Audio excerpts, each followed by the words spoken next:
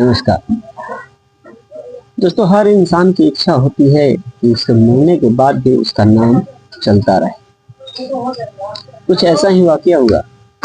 एक मूर्तिकार अपनी मूर्ति की कलाकारी को दिखाने के लिए जंगल में गया, पहाड़ों में गया और उस पहाड़ों में से एक बड़ा सा पत्थर का टुकड़ा लेकर के आया।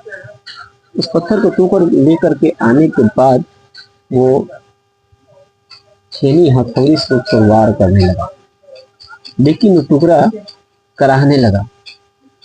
वो बोलने लगा, मूर्तिकार तुम ये क्या कर रहे हो? तुम्हारी दुश्मनी मेरे से क्यों है? मैं जैसा हूं मुझे वैसा ही छोड़ दो।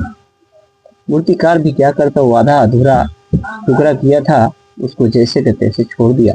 लेकिन उसको मूर्तिकार को अपनी कलाकृति दिखानी थी और वो मूर्तिकार फिर से जंगल में गया और वो दूसरा पत्थर लेकर गया।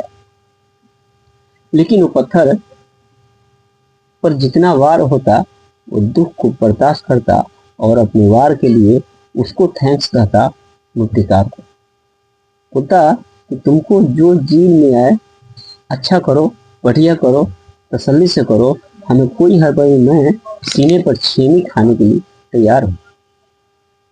और उसकी संतुष्टि भरी बात मूर्तिकार को बहुत ही बेहतर रूप बनाने का मौका मिल गया। अंततः वो पत्थर बहुत सुंदर मूर्त बन गया, भगवान की तस्वीर बन गई। तभी रास्ते से एक राजा गुजर रहा था और उस रास्ते की नजर उस पत्थर पर वो राजा की नजर पड़ गई और वो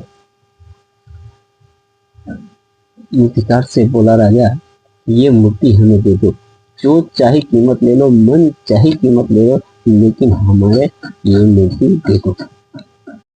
मूर्तिकार जब हाथ जोड़कर खड़ा हो गया तो राजा भी बोला, तुम्हें हाथ जोड़ने की जरूरत नहीं है, तुम तो कलाकारी कर रहे हो, लेकिन मुझे जरूरत है। और फिर जो दिल में आया कीमत वसूल के राजा उस मूर्ति को लेकर के चला गया। राजा जब मूर्ति को लेकर के जा रहा था तो उसकी नजर उस पत्थर पर पड़ी जो आधा अधूरा।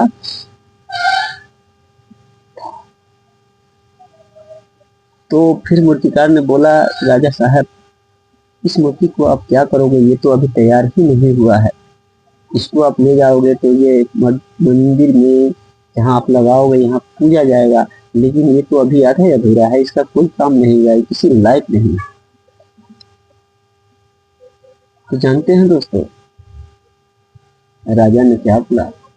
राजा ने जी बोला, इससे पहले आप लोगों से निवेदन है एक लाइक जरूर कीजिएगा इस वीडियो को और शेयर कर दीजिएगा, ताकि आपके अपने बच्चे इस वीडियो से कुछ सीख ले सके। राजा ने बोला कि अगर ये मूर्ति कुछ सहने को, अगर शरीर से अगर कुछ मेहनत सहने का कोई कष्ट उठा करके अगर झेल देती अपने कष्टों को, तो ये भी मूर्ति बन सकती थी।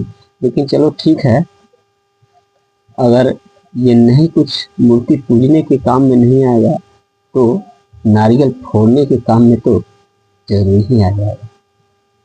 इसलिए ये कहानी से शिक्षा मिलती है मेरे दोस्त कि हमारे माँ बाप, हमारे गुरुजन हमें बेहतर बनाने के लिए हमें डांटते हैं, फटकारते हैं, बोलते हैं, हमें सुंदर रूप प्रदान करने के लिए ही कोई हमें डांटता है, बोलता है।